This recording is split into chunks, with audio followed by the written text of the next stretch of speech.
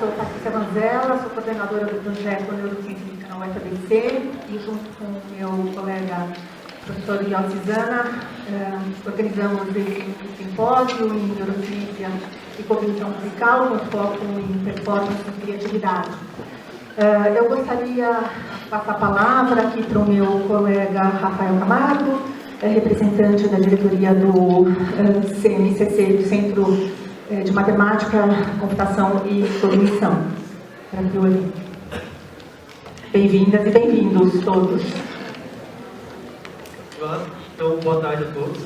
Então, é com grande satisfação que participo aqui da abertura desse evento em Neurociência e Cognição Musical, Criatividade e Performance. Bom, a UFABC é uma universidade aqui nova, foi criada com vários objetivos ambiciosos, entre eles o desenvolvimento de pesquisa interdisciplinar de alta qualidade. A própria criação de centros, como centros de matemática, computação e cognição, que envolve docentes de diversas áreas, né? Matemática, computação e cognição, com diferentes formações, e a existência de núcleos estratégicos, como o núcleo de interdisciplinar de neurociência aplicada, acabam sendo grandes catalisadores para esse tipo de interação.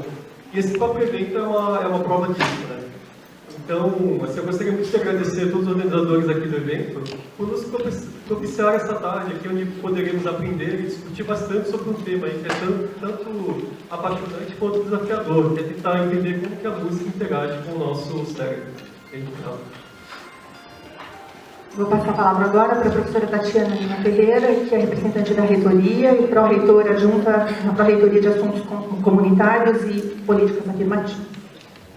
Boa tarde a todos e todas. É um prazer estar aqui em nome da reitoria da UFABC, representando o reitor, o professor Márcio Mateus, e também representando o coordenador do Núcleo Interdisciplinar de Neurociência Aplicada, o professor João Sá, que é um núcleo, como o Rafael já introduziu, que faz parte de um conjunto de núcleos da UFABC, no qual se espera que pesquisa avançada em áreas estratégicas e interdisciplinares sejam desenvolvidas. Então, gostaria de dar boas-vindas a todos. Eu sei que tiveram mais de 200 inscritos nesse evento, então gostaria... Uau, 360! Então, eu gostaria de agradecer a presença de todos, da comunidade, os externos também. Gostaria de agradecer os professores que vão colaborar com a discussão desse tema tão interessante, importante e estratégico. E também agradecer e parabenizar os esforços da comissão organizadora, em nome da professora Patrícia, que já há muito tempo vem organizando eventos nessa área, fronteira de conhecimento, tanto de extensão quanto científicos relacionados ao tema da neurociência e da cognição musical. Então, eu gostaria de parabenizar em nome da reitoria os esforços que a Patrícia e o grupo dela de pesquisa fazem para introduzir e criar uma massa crítica aqui na nossa universidade, pontuando a nossa universidade no cenário internacional nesse tema. Então, boa tarde a todos e gostaria de desejar um ótimo evento para todos. Obrigada, Tati. Obrigada, Rafael. Obrigada pelo apoio de sempre, fundamental, né, para essa área. E vamos, então, começar o evento.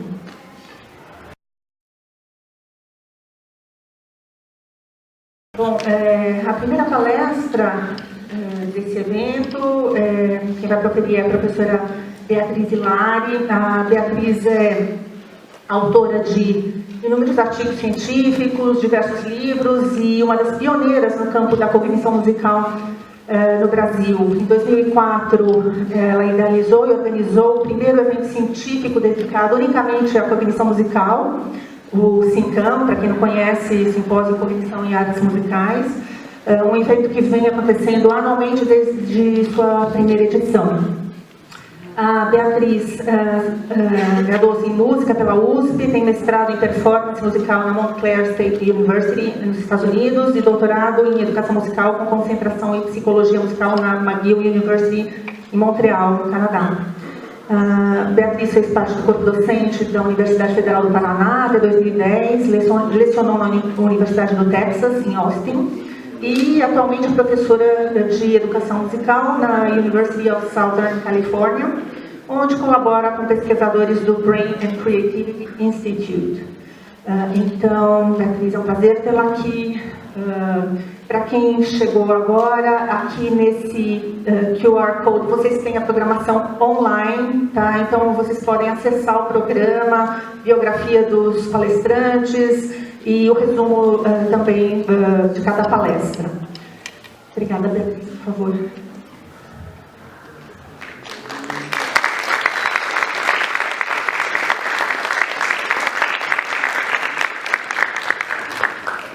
Boa tarde a todos. Estou muito feliz de estar aqui. A última vez que eu dei uma palestra no estado de São Paulo foi em 2002. Então, eu passei muito tempo fazendo coisas no Paraná, no Rio, mas São Paulo faz muito tempo. Então, muito bom. Eu sou paulista, sou de Campinas, né? Vim de Campinas, hoje foi uma trajetória longa, mas estou muito feliz de estar aqui, de compartilhar um pouco do que eu venho fazendo nesses anos. Então, hoje o que eu pensei em contar para vocês é falar um pouco do projeto no qual eu venho trabalhando nos últimos 7 ou 8 anos com um grupo imenso de pessoas, um projeto interdisciplinar, transdisciplinar, se quiser definir assim. E vou falar de 2 estudos. Como eu sou a pessoa da música nesse time, eu sou a pessoa da educação musical, trabalho com cientistas, psicólogos, sociólogos e tal, vou falar da parte que eu fiz, que eu me dediquei mais, mas vou contar um pouco do projeto também. Então, aqui só um pouquinho de um mapa, né, de algumas coisas que eu quero só abordar antes de falar dos estudos propriamente ditos. Então, em primeiro lugar, assim, contar para vocês um pouco, já faz 20 anos que eu estudo cognição musical, né? Então, contar um pouco os antecedentes, quer dizer, não vou contar o histórico da cognição, não vou fazer isso, mas como é que eu cheguei nesse projeto de pesquisa, e se você, eu não sei quantas pessoas aqui estudam crianças, que eu estudo, então, só rapidamente dar uma base para vocês de onde do ponto de partida, né? E falar do estudo da USI e para onde a gente está indo agora. Então, algumas coisas importantes, só definindo, né? Quando a gente pensa em desenvolvimento musical, quando eu era aluna de pós-graduação, mesmo na graduação, quando a gente falava em desenvolvimento musical, as pessoas pensavam sempre só na infância e em geral idade escolar, né? A gente pensava, bom, as crianças de 6 anos conseguem cantar, elas conseguem fazer isso ou aquilo, mas a gente nunca pensava em desenvolvimento como essas mudanças que ocorrem no fazer musical, na forma da gente pensar em música e tal, ao longo do tempo, inclusive na primeira infância, mas também na idade adulta, ou, como dizem os americanos, né, do nascimento à morte. Então, hoje a gente tem uma definição um pouco mais ampla. Outra coisa que é uma crítica que muita gente sempre fez é essa ideia de desenvolver uma coisa linear. Então, com 5 anos eu faço isso, com 6, com 7, geralmente baseado em idades ou grupos etários, né? E a gente sabe que não é tão simples assim. A neurociência, nesse sentido, ajuda a gente a entender mais questões sobre plasticidade e tal, mas entender também que é um processo recorrente, né? Não é linear, então tem coisas que se desenvolvem mais de um jeito ou de outro, dependendo das experiências que a gente tem, dos interesses, né? E também desenvolvimento em música, então como que eu canto melhor, ou eu improviso, ou eu toco e tal, mas também através da música. O que é que o fazer musical propicia em outras áreas da vida da gente, né? Então as principais críticas, como eu falei, na psicologia da música, como na psicologia como um todo, e aí é que o Brasil é muito importante, né? Então existe uma crítica muito grande, é o que eles chamam de weird. Weird em inglês quer dizer estranho, esquisito, né? Mas essa ideia de que a maior parte dos estudos, eles focam em quais populações? Primeiro, população branca, né? Em geral, grande parte dos estudos foram realizados em países de língua inglesa, né? Então tanto na Europa quanto nos Estados Unidos, ou na Europa Ocidental, muito pouco sobre outras partes do mundo.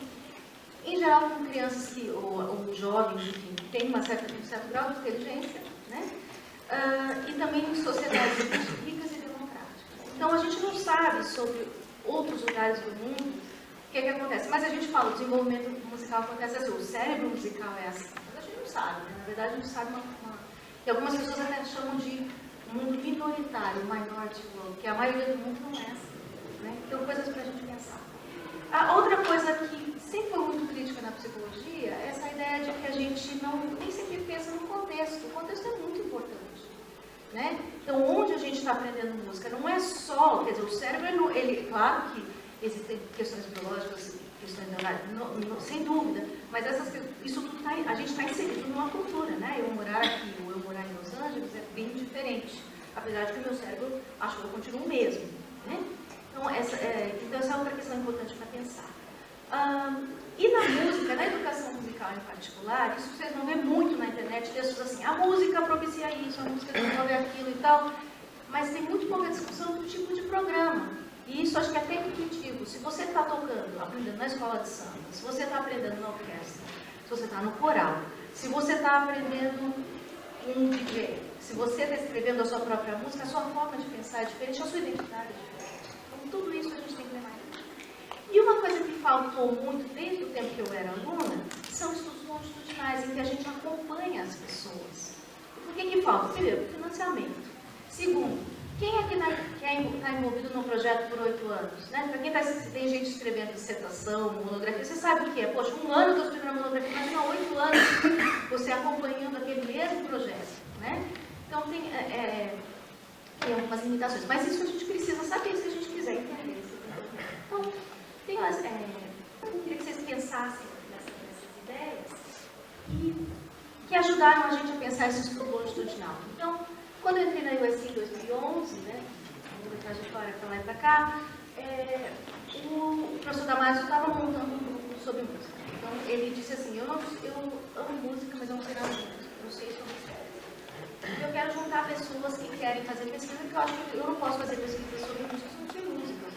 Se eu sou apenas um ouvinte, um amante da música. E nesse momento se formou um grupo de pesquisa, e nesse trabalho, eu sempre tive esse interesse de estudar crianças, e uma das neurocientistas, a primeira ideia era fazer um projeto com deficiência visual e tal, e o projeto não deu muito certo, o design era muito complicado, né? E o meu comentário, eu sendo a pessoa da educação, disse, mas escuta, tem um monte de orquestras aqui, né? E era uma coisa que sempre me intrigava. Eu cheguei em Los Angeles, milhares de programas de orquestra jovem, de comunidade, que a gente viu muito no Brasil. A gente não estudou necessariamente, mas a gente viu muito. Né? Como Guri, como outros projetos. Eu comecei um projeto imenso, né? Em todas as notícias, né? Em todos os jornais, o tempo inteiro. Gustavo Dudamel, os programas de... Por que eles estão aqui, no bairro do lado? Por que a gente não estuda essas crianças? E aí eles gostaram, e foi aí que a gente montou essa colaboração entre o Brain Creative Institute, que é esse instituto multidisciplinar, liderado pelos neurocientistas, mas que tem gente de tudo quanto é área, medicina, engenharia e tal, a Escola de Música onde eu estou, a Filarmônica de Los Angeles e a organização onde acontece esse programa, que é o Parque de Los Angeles. Né? Então, o programa está dentro dessa ONG, digamos assim, que tem orquestra jovem. E o que a gente queria era acompanhar essas crianças por 5 anos, quando elas estavam entrando no programa. Né? Então, são em geral crianças de baixíssima renda, e passando por esse programa que é baseado no sistema venezuelano, que é um programa orquestral e tal, e entender várias áreas do desenvolvimento. Então, isso não é um projeto que vocês possam fazer sozinhos, então uma equipe muito grande. Né? Então, tanto na parte de desenvolvimento cerebral, na parte de desenvolvimento cognitivo, social, emocional, e assim por diante, né? Por 5 anos. É um projeto bem ambicioso. A gente começou recrutando 75 crianças, foi bem difícil, porque, especialmente com a população que a gente estava trabalhando, muita gente achou que a gente ia cortar a cabeça das crianças, que a gente ia extrair o cérebro delas, elas tiveram uma série. Foi muito difícil. As crianças tinham 6 e 7 anos, e a gente pensou que seria interessante comparar um pouco esse grupo de crianças com crianças que fizessem uma atividade que engajasse todo mundo da mesma maneira, que fosse um programa gratuito do mesmo jeito, com a mesma população, que tivesse um elemento social muito forte, né, no estágio mesmo, mas que não tivesse música, não podia ser dança, não podia ser mesmo teatro. Né? Então a gente escolheu o futebol, mais tarde a gente acrescentou, que a gente foi perdendo, para a gente algum outro caminho, a gente também, no segundo ano, a gente acrescentou um grupo de nado coletivo, né, então um pouco menor do subsídio.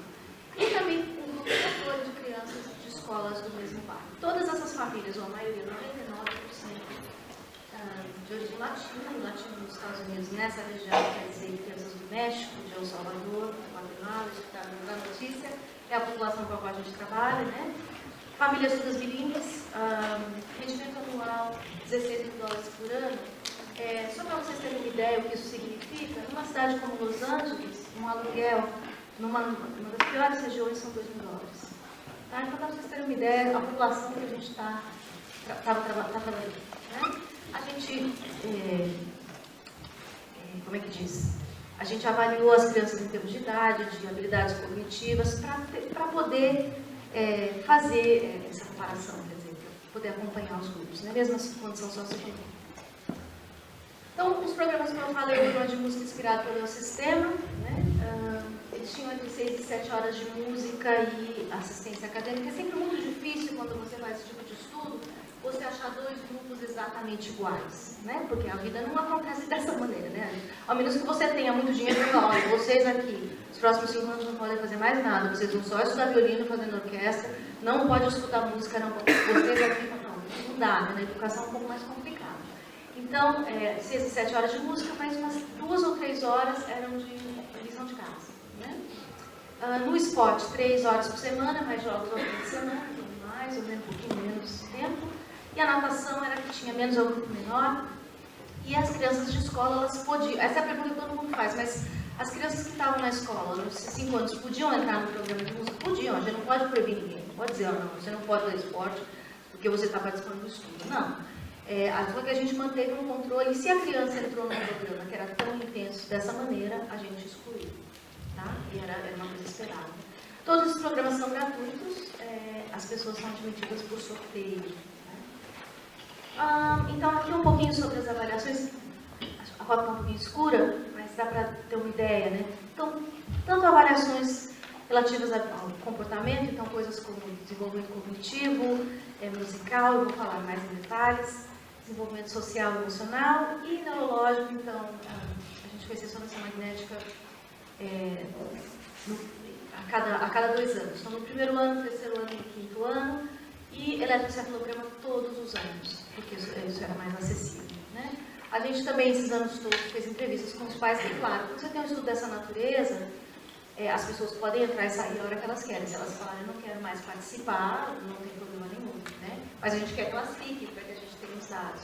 Então, a gente organizou muita coisa também para manter as famílias interessadas também. Então, eles fizeram concertos na universidade, o grupo de esportes fez jogos, a gente fez atividades assim, a gente levava as crianças no museu. Então, tinha uma série de coisas que a gente investiu para tentar manter as famílias interessadas.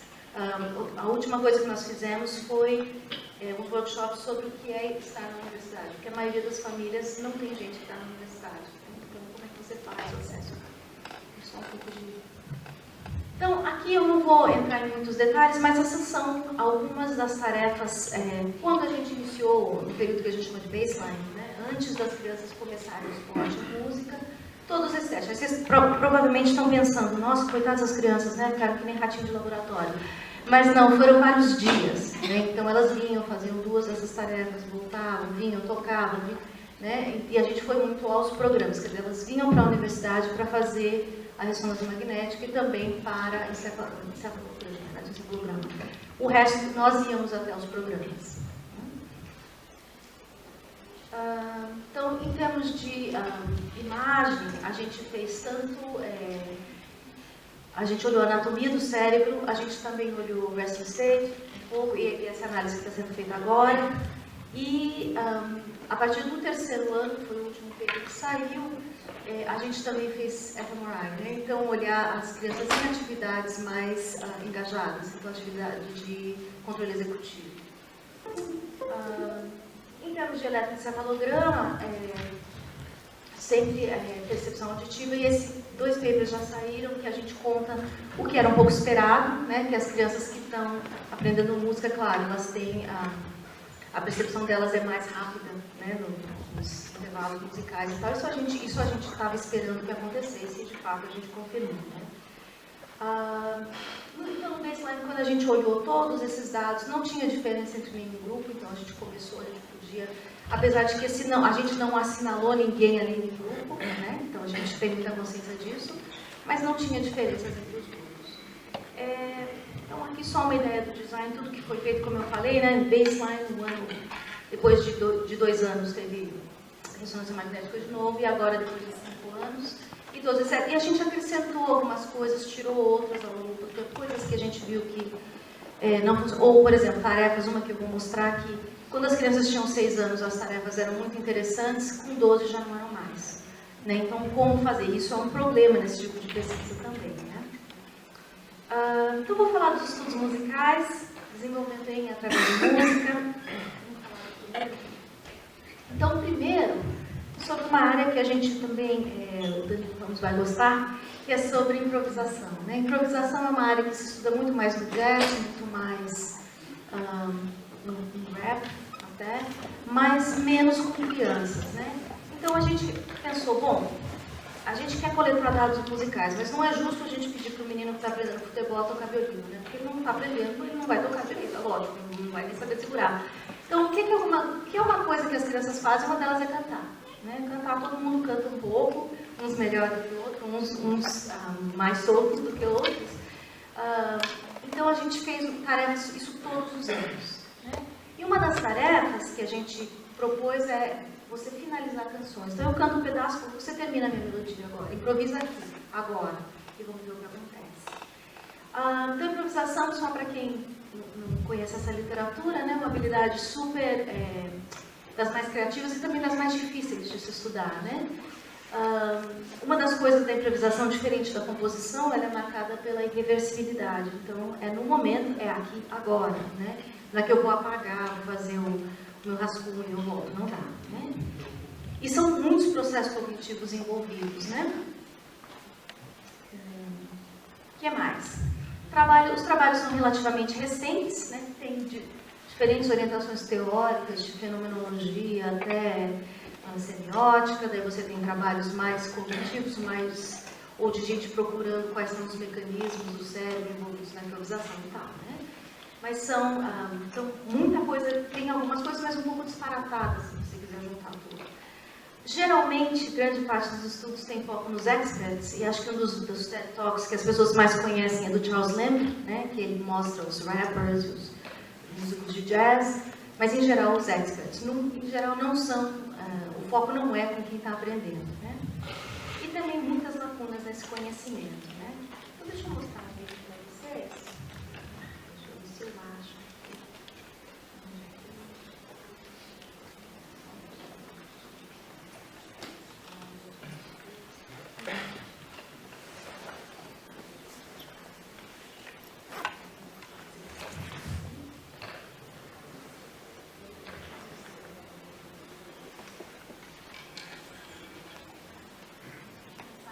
Talvez vocês precisem.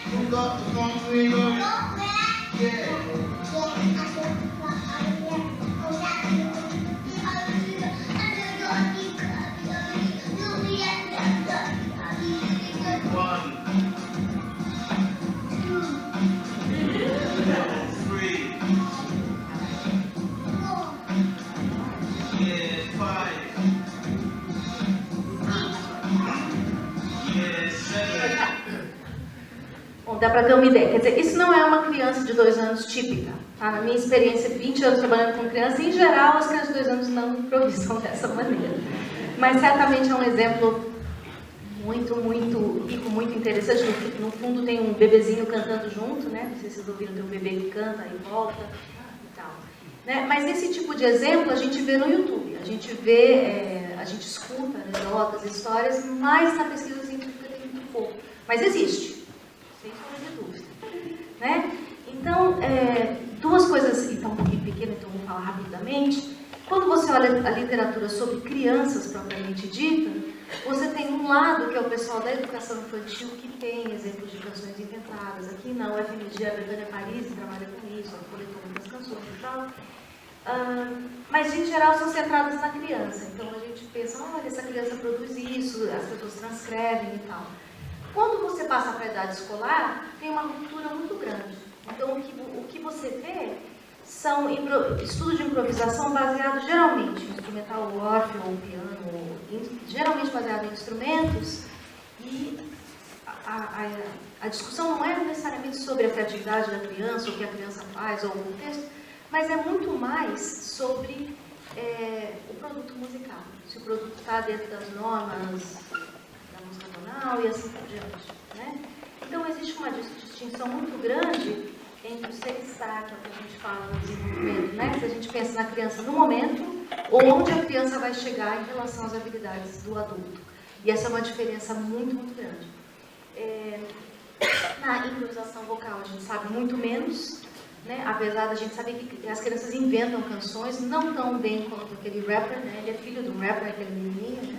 Então, ele é uma criança que está sendo documentada e tal, mas não de uma maneira necessariamente sistemática, como o pesquisador talvez documentaria, mas é muito, muito interessante, né? E uma das ideias que existem nessa literatura desenvolvimentista é que as crianças param de cantar, assim que elas param de desenhar, aqui todo mundo devia desenhar quando era criança. Aí se eu perguntar agora, muita gente vai dizer, eu não desenho, né? E com inventar canções é a mesma coisa, né? Tem um paralelo. E muita gente diz que essa habilidade some, a gente para de fazer, ou porque a gente não é estimulado, tem várias explicações e tal. Então essa é uma ideia que está aí. E depois, aquilo que eu estava dizendo no início, né? A cultura, o contexto, o seu interesse pelas atividades vão afetar como você reage em situações de improvisação.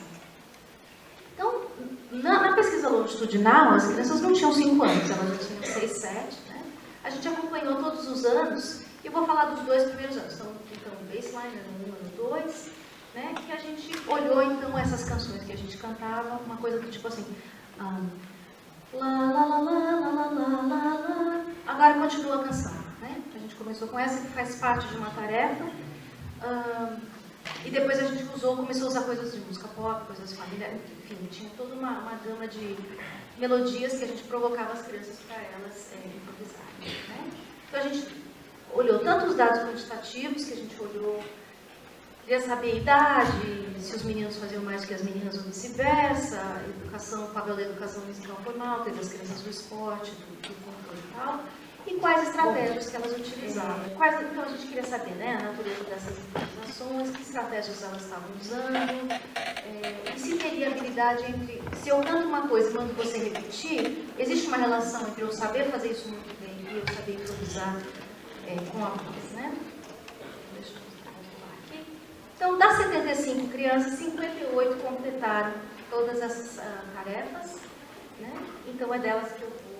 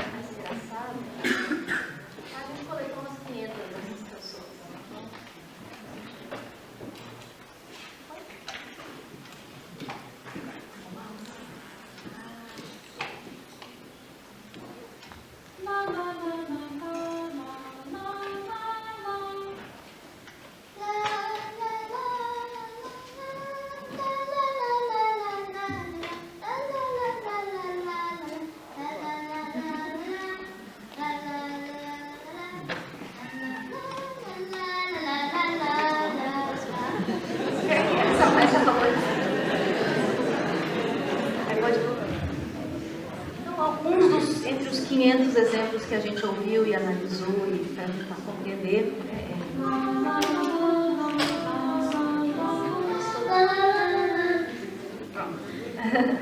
Bom, aí a pergunta, claro, como que você vai analisar tudo isso? Né? A gente tentou de várias maneiras e, claro, uma das escalas que a gente usou foi justamente olhar essa elaboração melódica. A gente pensou, bom, se está ou não dentro do sistema tonal é uma questão, mas a elaboração é uma coisa importante. Né?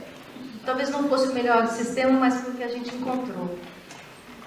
Algumas coisas que a gente viu então. Quando a gente olhou pelos grupos, e as cores não estão muito claras, então do lado, na primeira coluna, né, as 3 primeiras colunas estão ano 1, antes de começar a música, depois de 1 ano, depois de 2, então grupo de música, esporte e controle, mais perto de mim aqui. Não tinha muita diferença. Você vê que todas as crianças, né, passaram a elaborar mais as melodias e tal. Teve um efeito que é o que a gente chama de desenvolvimentista, quer dizer, todo mundo cresceu, todo mundo melhorou. Né? Então, é uma coisa boa, mas claro, nós como músicos pensamos, poxa vida, mas o que esse programa está fazendo? Né? Era para estar melhor. Né? Quando a gente olhou meninos e meninas, isso é interessante, porque improvisação, os grandes exemplos no jazz e tal, são sempre homens. Né? É um problema da literatura, é um problema outro, não vou ter tempo de falar sobre isso. Mas quando a gente olhou, as meninas faziam improvisações, como vocês ouviram, muito mais elaboradas do que os meninos. Aliás, meninos tinham vários que diziam, eu não canto, isso é coisa de menina. Né? Esse estigma do canto como sendo uma coisa feminina já tinha ali, mesmo os que estavam vendo música. Em termos de pitch matching, que é essa coisa que eu canto, você copia o que eu estou cantando, também as meninas se deram melhor. Né? Então tinha um efeito bem forte de sexo de gênero. Né? O que é interessante para os músicos que estão presentes, quando a gente olhou, então, mas existe associação? Então, o fato de eu copiar muito bem o que o professor faz, quer dizer que eu também sou bom em improvisar na voz? E o que a gente viu é que não tinha correlação para o grupo de música. Isso faz sentido. Se você pensar que vários cantores podem cantar muito bem o que está na partitura, mas não necessariamente improvisar. Né? Porque improvisar são habilidades diferentes, que requerem treinamento diferente. Né? São habilidades distintas e tal. Depois, o que a gente fez? A gente analisou, mas eu ainda estava um pouco inquieta, porque eu pensei, não é possível. Alguns desses meninos tocam muito bem. Por que é tão difícil improvisar na voz, né? E a gente resolveu, como eu disse para vocês, analisar as 477 melodias, a gente passou muito tempo fazendo isso, né? E a gente viu que tinha algumas estratégias que as crianças usavam, né? Então, algumas copiavam exatamente a melodia que elas tinham ouvido, elas não estavam criando nada. Algumas embelezavam um pouquinho, uma nota ou outra. Algumas faziam coisas que pareciam completamente desassociadas com o que a gente tinha cantado, tipo, a mulher mandou cantar, vou cantar aqui, qualquer coisa, ok, acabou, próximo, né? E algumas crianças faziam um popurrí, que foi o que vocês ouviram, a menina botou, claro, foi no Natal, né? Foi no Natal, vocês perceberam, né? Foi lá, testou as crianças naquela época, ela emendou com a música do Natal, que estava tocando em todos os lugares, e fez essa conexão. E algumas coisas muito elaboradas. Quanto mais elaborado, tinha uma associação entre eram mais elaborados quando elas tinham mais treinamento musical, né? Mas aí a gente falou, não, eu vou voltar, eu quero ver esses meninos improvisarem então no instrumento, em outras tarefas. Aí eu falei, vamos ver as crianças que fizeram bem essa tarefa, mas que têm perfis muito diferentes no programa. As professoras recomendaram esses 2 meninos, tinha mais uma menina que não pôde participar. Um desses meninos, e a gente deu todas essas tarefas para elas, eu passei uma tarde com elas, né? Então, você pode criar uma melodia para mim do nada, né? Ou coisas assim, eu vou te dar várias palavras, eu quero que você improvise com essas palavras que estão aí. Você pode finalizar, vai ter uma canção de jazz, tem pop, tem Lady Gaga, sei lá, tem uma série de coisas diferentes. Improvisa, quero ver o que você faz, né? Tem uma figura, você tem vários instrumentos à sua disposição, o que é que você faz? E também pedi que eles ouvissem o que eles tinham feito nos anos anteriores. Esses 2 meninos, o primeiro era aquele menino mais bagunceiro do programa, né? Aquele que estava sempre entediado, sempre criando problemas, sempre... ele não estava nem um pouco interessado. Quando eu sentei para conversar, eu já conheço esse, porque há anos trabalhando com essa família, ele fazia todas as coisas com muita má vontade, até que eu falei, olha, você gosta de desenhar? Eu gosto, então eu vou te mostrar um desenho diferente. Os olhos dele acenderam e falaram, agora sim. Ele falou, mas eu posso improvisar no piano? Porque esse negócio de voz não é pra mim, não. Pode ser no piano? Pode. Aí o menino tocou muito bem. Né? E aí foi aquele exemplo assim, eu perguntei para as pessoas, você sabia que ele toca piano? Não, ninguém sabia, que ele toca viola, ele não gosta muito e tal, foi bom. Então aí tem uma coisa que os professores precisam olhar também, né? Mas um exemplo e as estratégias que ele escolheu. O outro era o melhor aluno do programa, o contrário, a estrela. Todo mundo falava, não, porque vai fazer tudo muito bem. Ele fazia tudo muito certo, muito educado, né? Mas ele não queria saber nada, ele gostou só de coisas com palavras. Esse foi o exemplo do menino que falou, não, mas a voz eu também não quero improvisar. Né? Então, o que a gente aprendeu com tudo isso? Né? Em primeiro lugar, essa ideia, claro, a gente usa muitos testes e muitas tarefas para poder comparar grupos, mas existem, a gente sabe disso, todo mundo sabe, né? Diferenças individuais. Né? E, nesse caso, seria muito fácil ter publicado o paper ali, acabado na parte quantitativa e dito, não, esse programa não desenvolve improvisação e acabou. Né? Mas a gente estaria contando só um pedaço da história, porque, na real, quando a gente foi pedir para as crianças fazerem, elas tinham um pouco mais de autonomia de dizer, eu gosto disso, eu não gosto daquilo, eu quero tocar no piano, eu quero... A gente viu um quadro muito diferente. Né? Então, faz a gente questionar a própria metodologia, o que a gente está medindo, quando a gente está medindo as coisas, mas que resultados a gente está trazendo e para que a gente está olhando. Né? Então, isso foi bem interessante. A gente, claro, notou que as crianças vão dessa imitação até variação, né? Mas o que ficou bem claro para mim, eu trabalhei muito com primeira infância, é que essa habilidade ela não desaparece na infância, quando as crianças estão em idade escolar. As crianças simplesmente não fazem, porque elas acham que socialmente não é aceito, ou que não é uma coisa bacana de se fazer, ou sei lá. Né? Mas elas fazem sim. Né? Então, é uma coisa que a gente pode pensar. Essa transição também, para a gente pensar nas crianças em adulto imperfeito, que a gente continua pensando na psicologia da música, a gente tem que pensar. Né? O ser e estar é muito complicado. E, claro, a improvisação é uma habilidade, que requer prática. Não é simplesmente, a gente faz, aí vai. Não. Né? E os improvisadores que estão presentes sabem disso. Né? Então, esse foi o primeiro com esse grupo. O segundo, que é a coisa mais atual, que é o que a gente vem trabalhando, inclusive agora com esse programa, tem a ver com essa sincronização rítmica. Então, uma das teorias vigentes, nos últimos 10 anos, eu diria, é essa ideia da música como...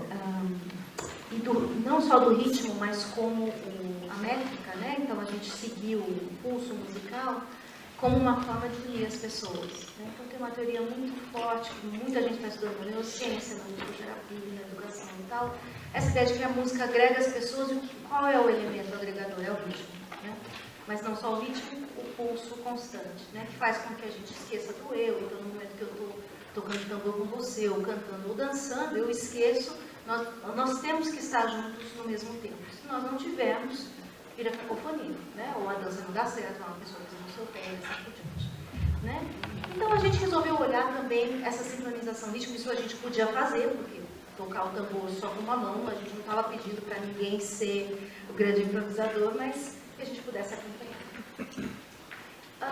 Então, como eu disse, né, essa capacidade é chamada de entrainment, né, ou sincronização rítmica, que acho que é um termo que as pessoas usam aqui também, que tem a ver com essa capacidade que depende da gente detectar, que a gente tem que ouvir, e a gente tem que também saber coordenar, né, o nosso corpo, a nossa voz, para que a gente possa produzir esse mesmo pulso. Né, parece ser uma capacidade muito fácil. Os bebês, a gente sabe que os recém-nascidos, eles percebem essa regularidade rítmica, né, mas eles não, em geral, não sincroniza que nem aquele menininho lá que vocês viram.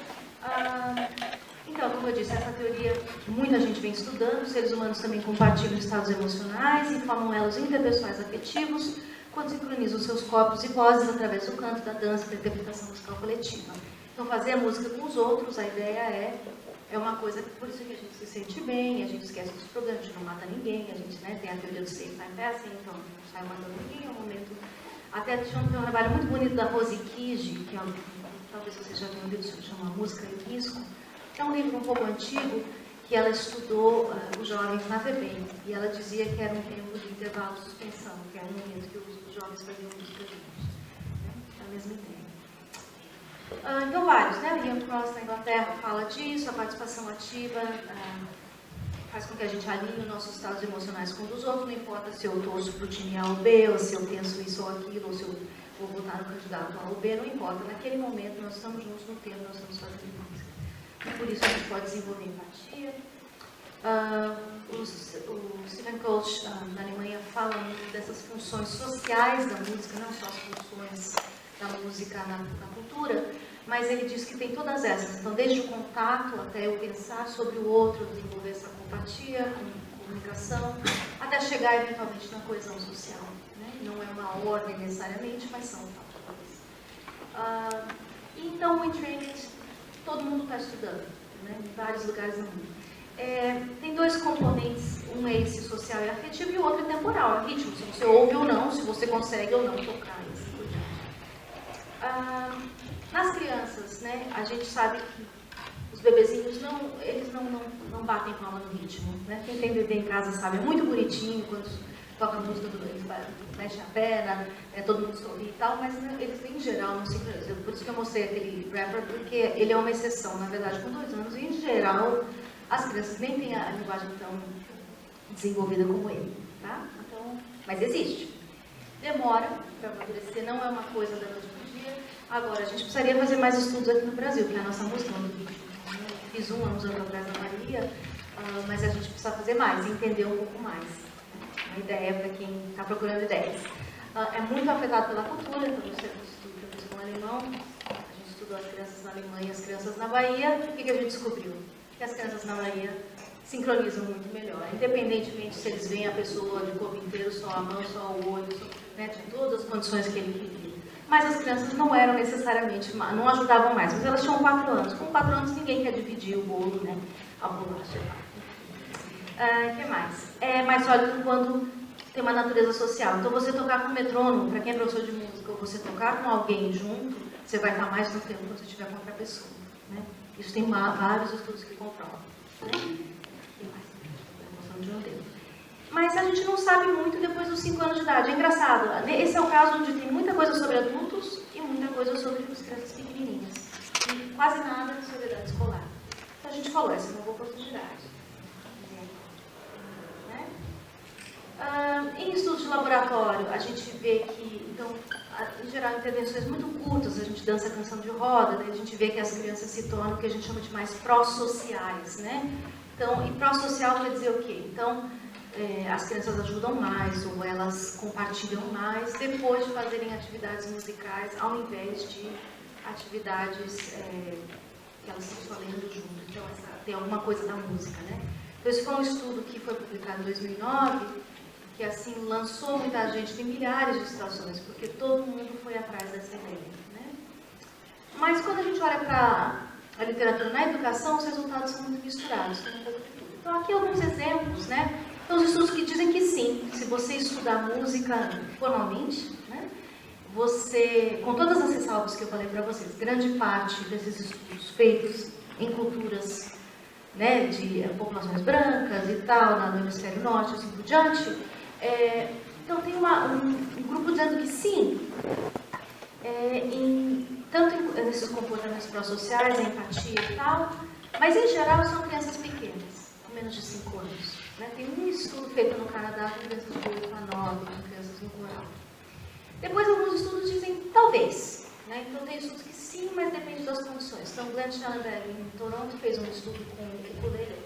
Então, as crianças fizeram aula por 1 ano e ele descobriu que quem se tornava mais pró-social, tinha um pouco mais de simpatia e empatia pelos outros, eram as crianças que começaram com os scores muito baixos no início. Mas as crianças que estavam bem, continuaram bem. Então, a música não teria esse efeito social. Depois tem os estudos que dizem que não. Então, no estudo anterior do Schellenberg, em geral, são estudos de questionário. Você pergunta para os pais, e aí? Sim ou não? Seu filho melhorou e tal? Os pais tendem a ser ou muito críticos ou muito, não tem meio termo, né? Ou muito críticos ou muito, claro, está tudo muito melhor. Né? Mas esses estudos falam que não tem esse efeito que está sendo procurado. Então, essa é uma área também muito estudada no momento. Tem um estudo que fala que os atores são melhores do que nós, músicos, né? Que os atores têm muito mais empatia, muito mais, conseguem perceber as emoções dos outros muito melhor. Então, agora tem neurocientistas estudando isso.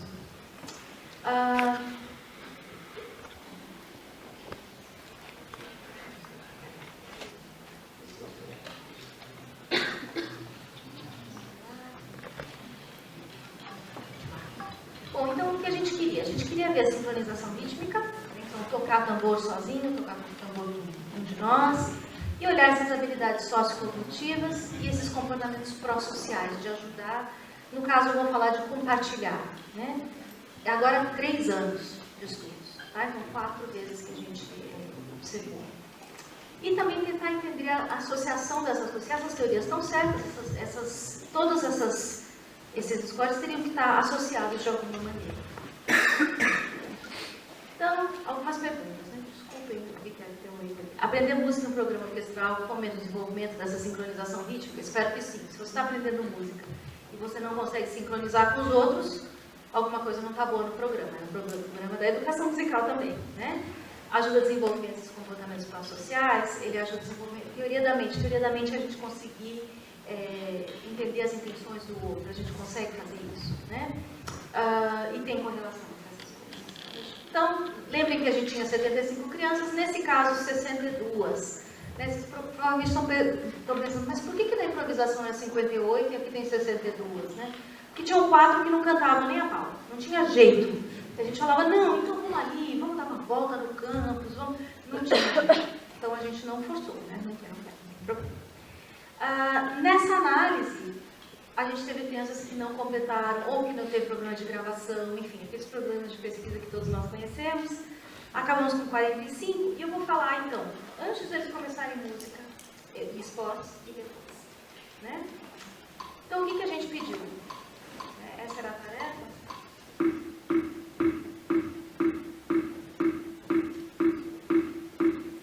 Então basicamente, as crianças não percebiam que tinha uma gravação. Vou pular aqui só para a gente não ouvir. Então as crianças não percebiam que tinha uma gravação, a gente tinha um tambor lá, ligado no computador, e a gente falava, agora você vai tocar junto, você pode tocar junto com o computador, que eu quero gravar uma coisinha aqui? E as crianças tinham várias condições diferentes. E depois a outra condição eu vou tocar aqui com você. Então várias ordens diferentes. Que a gente sentava lá, e eles não percebiam que eles achavam que era a gente, era o computador, era a gente que estava produzindo para a gente ter o vídeo certinho, né? Depois, quando eles eram pequenininhos, a gente fez uma brincadeira, eu, né, uns anos mais jovem, uma brincadeira em que eu dizia para eles assim, bom, a gente vai, me ajuda a construir uma casa para uma pessoa, e a gente vai pegar os blocos que estão ali no canto da sala, cada um vai ter a sua sacola, e a gente vai um de cada vez, tá bom? Então, 2 ou 3 vezes a gente fazia isso num determinado momento. Primeiro eu tinha menos blocos do que eles, né? Com criança de 4 anos é muito difícil, porque eles não querem dividir, né? Mas nesse caso, tinha uma condição assim, a outra condição era, eu derrubava tudo mesmo, uma coisa muito boa, né? E eu não esperava alguns segundos para ver como é que eles iam reagir. Então, tinha criança que dava risada, falava, você, seu desastrado. Tinha criança que pegava, tinha criança que falava, não pegava nada desesperado que eu pegasse para a gente poder ir junto. Então, tudo isso a gente observou. Claro, isso eles tinham 6 ou 7 anos. Quando eles já tinham 10, ninguém queria brincar mais com bloco no mão da casa, né? Então, a gente usou, então essa é uma limitação, a gente usou uma outra tarefa em que a gente dizia assim, olha, eu tenho todos esses adesivos, tem 3 sacolas aqui, você pode ficar com quantos você quiser. Você pode dar alguns para o seu melhor amigo, você pode dar alguns para uma criança que não está aqui, que faz parte do estudo. Eu vou sair um pouquinho, você decide, depois você leva a sua sacola, deixa as outras 2 aqui para mim. Né? E eles tomavam a decisão. Então, contando, isso é uma variante de um jogo que se chama do jogo do ditador, né, que se usa muito em economia, se usa muito na psicologia social. Mas a gente fez a nossa versão. Né? E para olhar detalhadamente, alguns de vocês já devem ter feito, essa é uma tarefa super conhecida, muito usada em pesquisas com autismo e tal, que a gente dá os olhos, isso é tudo está no branco, e dizia para eles assim, qual a emoção, qual estado de espírito ou emoção essa pessoa, qual palavra combina com esses olhos, né? Então, nesse caso, unkind, né? Cross, surprise, sad, então, triste, surpreso, e aí as crianças tinham que responder, 28 olhos, né? essa é uma tarefa padrão também. A gente avaliou então o número de blocos, se eles ajudaram ou não, tinha categorias, né? E o número de acertos no mais área. A gente também olhou sincronização, isso deu um pouco de trabalho.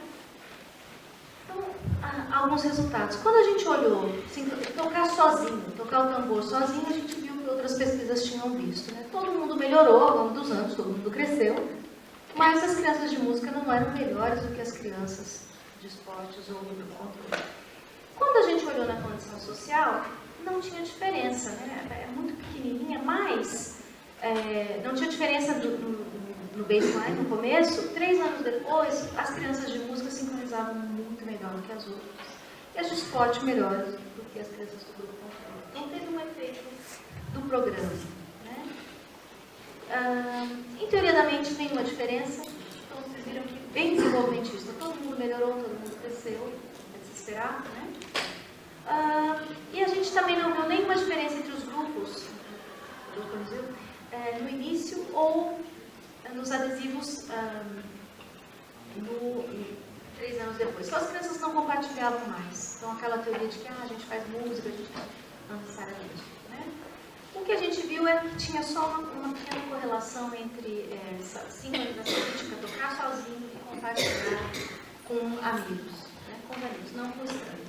Né? Então, para finalizar, a discussão. Claro, essa sincronização rítmica, ela melhora você estando num programa de música, ainda bem, a gente espera isso, se não fosse, não seria bom.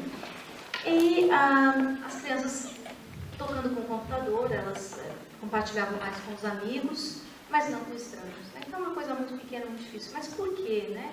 Então por que a gente não encontrou esses resultados que todo mundo, todos os congressos que a gente foi, as pessoas tinham, todo mundo tinha muitas ideias, né?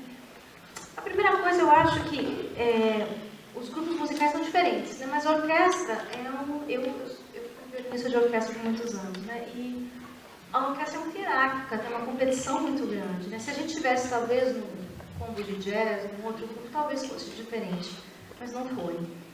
Talvez os testes não tenham sido bons. A gente aceita essa crítica, talvez, né?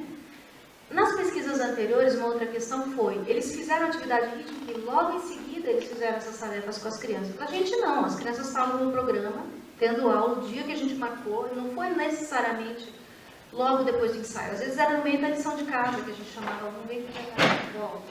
Né? Então, esse momento. A outra questão é que as crianças, todas as crianças latinas, né? na cultura latina, dentro dos Estados Unidos, as famílias são muito grandes, famílias estendidas, os tios, os avós e tal. De certo modo, parecido com a gente, né? Diferente de outros grupos.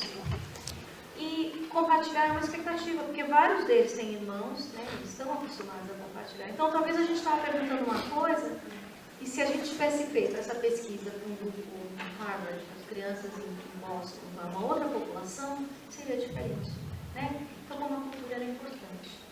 Para concluir, todas as medidas das crianças cresceram, né? Que ótimo, todo mundo cresceu e melhorou nas coisas que a gente viu, isso era esperado. Então, quando a gente pensa, tudo que vocês lerem no YouTube, no Facebook, as histórias, eu recebo toda hora, a história que saiu no jornal, que a música melhora isso, aquilo, os resultados em geral são pequenos quando a gente lida com crianças, eles têm que ser pequenos, porque a gente está competindo com o desenvolvimento humano. As crianças estão crescendo, elas estão desenvolvendo habilidades, né? Contexto social é muito importante, como eu falei, tanto na improvisação quanto nas tarefas de training. Essa ideia de manter o pulso, só isso é muito pouco. Então, a educação musical nos Estados Unidos se fala muito, tem que ensinar as crianças a manter o pulso. Não, tem que fazer música com o outro. Daí ele vai manter o pulso, né? A lógica é um pouquinho diferente. E a participação no programa não fez com que as pessoas tivessem mais teoria da mente, né? E claro, vocês podem estar se perguntando, é para isso o programa? Não, mas se desenvolver isso, tá bom, tá? Então, questão para a gente pensar. O que a gente aprendeu, né? As crianças que aprendem música, elas desenvolvem, esse efeito musical, desculpa, no mesmo slide. Repensando então o desenvolvimento musical, né? Tem todas essas teorias, voltando ao que eu falei no início, todas essas teorias de como a gente desenvolveu no meu tempo de aluno de doutorado, se falavam dessas teorias. Hoje, acho que há uma tendência da gente pensar o desenvolvimento de uma forma muito mais combinada, né? Não só linear, e aqui a neurociência, assim, acho que as neurociências ajudam a gente bastante, mas a gente pensar de uma forma mais dinâmica, mais em relação à epigenética.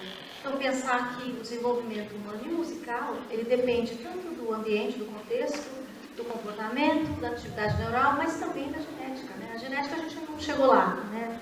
Acho que no meu tempo não vai chegar, mas a geração de vocês vai ver muitos avanços nessa área, com certeza.